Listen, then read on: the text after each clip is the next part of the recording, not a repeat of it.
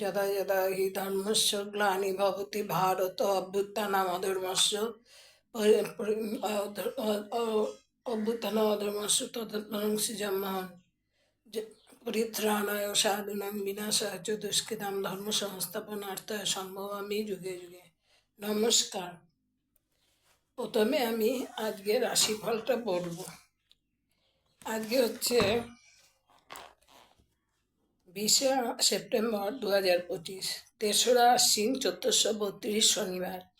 মেষ পীড়া, বৃষ অর্থলাভ ও শত্রুনাশ, মিথুন অর্থলাভ শত্রুনাশ, কর্কট ভাগ্যোন্নতি পূর্ব দিকে বিপদ, সিংহ উত্তর দিকে বিপদ, কন্যা শত্রুনাশ মায়ের শরীর খারাপ, তুলা সন্তানের লাভ, বৃশ্চিক উদ্বেগের মধ্যে কার্যসিদ্ধি, ধনু ভ্রমণে বিপদ, মকর সাফল্য, কুম্ভ কর্মে সাফল্য, আর মীন হচ্ছে ভাগ্যোন্নতি। এবার আজকে যে বিষয়টা আমি বলবো সেই বিষয়টা হলো পিতৃপক্ষ ঋণ মুক্তির উৎসব।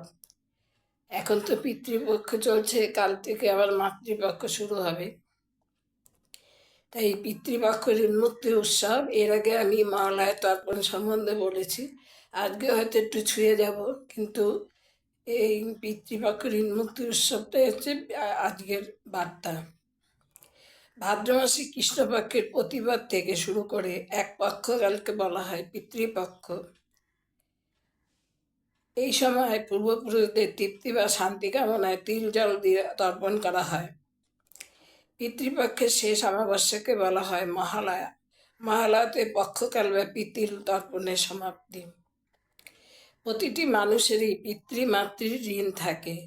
সেই ঋণ শোধের নিমিত্ত পিতামাতার আদেশ পালন করা সন্তানের প্রথম ঋণ। পিতামাতা বৃদ্ধ হলে তাদের দেখাশোনা, সেবা শুশ্রূষা, ভোজন করানো দ্বিতীয় ঋণ। আর পিতামাতার সদ্গতির জন্য পিণ্ডদান করা হলো তৃতীয় ঋণ। কথিত আছে পুত্রের কাছ থেকে পিণ্ডদান গ্রহণ করার জন্য মৃত পিতাত্মাগণ পিতৃপক্ষে আকুল হয়ে পৃথিবীর খুব কাছে এসে থাকেন। পিতৃপক্ষ তাই ঋণ মুক্তির উৎসবও বলা হয়। তর্পণের জন্য গয়া তীর্থকে অনেকে আদর্শ স্থান মনে করে।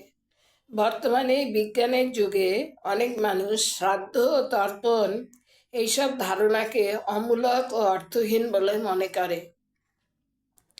কিন্তু যে সমাজ ও পরিবেশের মধ্যে আমরা মানুষ বড় হচ্ছে, তাতে মানুষ ক্রমশ আত্মকেন্দ্রিক ও বস্তু নির্ভর হয়ে পড়ছে।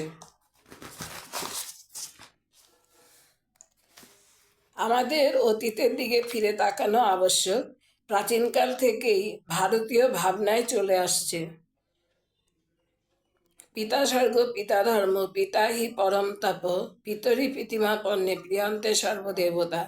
অথচ এই কথাগুলো ভুলে যাওয়ায় আজ সমাজে পিতামাতা পুত্রকন্যা পরস্পরের প্রতি ভক্তি শ্রদ্ধা ও ভালোবাসার দৃঢ়বন্ধন শিথিল হয়ে যাচ্ছে। আমরা অতীতকে অস্বীকার করতে পারি না। অতীতের ভিত্তির উপর নির্ভর করে গড়ে উঠেছে বর্তমান ও ভবিষ্যৎ। বর্তমানে আমরা যেখানে দাঁড়িয়ে রয়েছি তা আমাদের পূর্বপুরুষ, সমাজ, দেশ ও জাতির দান। তাই তাদের কাছে আমরা বিভিন্নভাবে ঋণী। সমস্ত জীবন ধরে চেষ্টা করতে হয় তা পরিশোধ করতে, পরবর্তী প্রজন্মের কাছে উদাহরণ হয়ে থাকতে। তর্পণ এড়িয়ে এক প্রকার।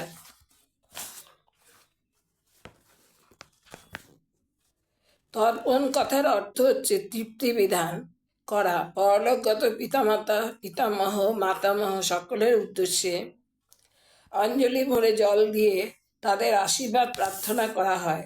শুধু তাই নয়, পরিচিত অপরিচিত, প্রিয় অপ্রিয় সবার, এমনকি গাছপালা, পশু পাখি, কীটপতঙ্গ প্রভৃতি সকলের তৃপ্তি বিধানের জন্য অঞ্জলি দেওয়া হয়।